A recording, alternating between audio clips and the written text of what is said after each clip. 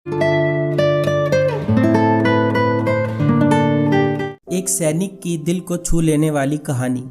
ये कहानी एक सैनिक की है जो वियतनाम में युद्ध के लिए गया था। युद्ध समाप्त होने के बाद जब उसके घर लौटने की बारी आई तो उसने अपने माता पिता को सैन फ्रांसिस्को से फ़ोन किया। माँ और पिताजी, मैं घर आ रहा हूँ, लेकिन घर आने से पहले मुझे आपसे एक बात पूछनी है। मेरा एक दोस्त है जिसे मैं अपने साथ घर लाना चाहता हूँ। क्या मैं उसे ला सकता हूँ? बिल्कुल बेटा, ये भी कोई पूछने की बात है। हमें तुम्हारे दोस्त से मिलकर बहुत खुशी होगी, माता पिता ने जवाब दिया। लेकिन पहले एक बात आप लोग जान ले, सैनिक बोलता गया। युद्ध में वह बहुत बुरी तरह से घायल हो गया है। उसने एक बारूदी सुरंग पर पैर रख दिया था और उसमें उसने अपना एक हाथ और एक पैर गंवा दिया है। उसके पास कोई जगह नहीं है जहां वो जा सके, इसलिए मैं उसे अपने साथ रहने के लिए लाना चाहता हूँ। उसकी यह बात सुनकर उसकी माँ बोली, बेटा, तुम्हारे दोस्त के बारे में जानकर हमें बहुत दुख हुआ। हो सकता है हम उसके रहने के लिए कोई जगह तलाश कर सके। नहीं माँ, मैं चाहता हूँ कि वो हमारे साथ रहे। लेकिन बेटा, अब पिता ने कहा, तुम समझ नहीं रहे हो कि तुम क्या चाह रहे हो। इस तरह का अपाहिज व्यक्ति हमारे लिए कितना बड़ा बोझ होगा। हमारी अपनी जिंदगी है, जीने के लिए हम नहीं चाहते इस तरह की कोई भी परिस्थिति हमारी जिंदगी में दखल दे। मेरे हिसाब से तुम्हें अकेले घर आना चाहिए और अपने दोस्त को वहीं छोड़ देना चाहिए। वह अपनी जिंदगी जीने के लिए कोई ना कोई रास्ता निकाल ही लेगा। यह सुनकर उस सैनिक ने फोन रख दिया। कुछ दिनों बाद उसके माता पिता को सैन फ्रांसिस्को पुलिस से एक संदेश मिलता है जिसमें उसे बताया गया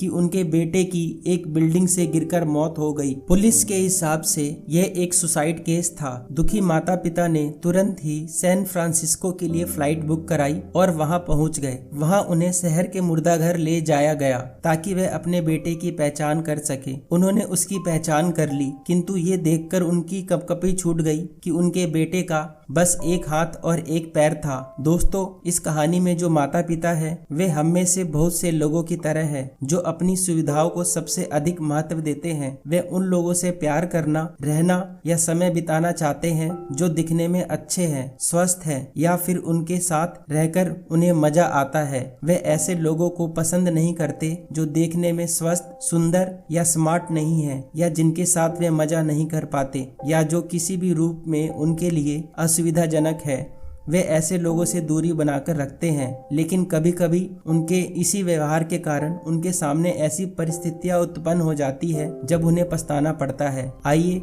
लोगों को वो जैसे हैं वैसे ही अपनाएं और जरूरत पड़ने पर उनकी मदद करें। दोस्तों, आशा करता हूँ ये कहानी आपको जरूर पसंद आई होगी। इस कहानी पर आपकी क्या राय है हमें कमेंट करके जरूर बताएं, और आपको वीडियो अच्छी लगी तो इसे लाइक, शेयर और हमारे सुनो कहानियाँ चैनल को सब्सक्राइब करें।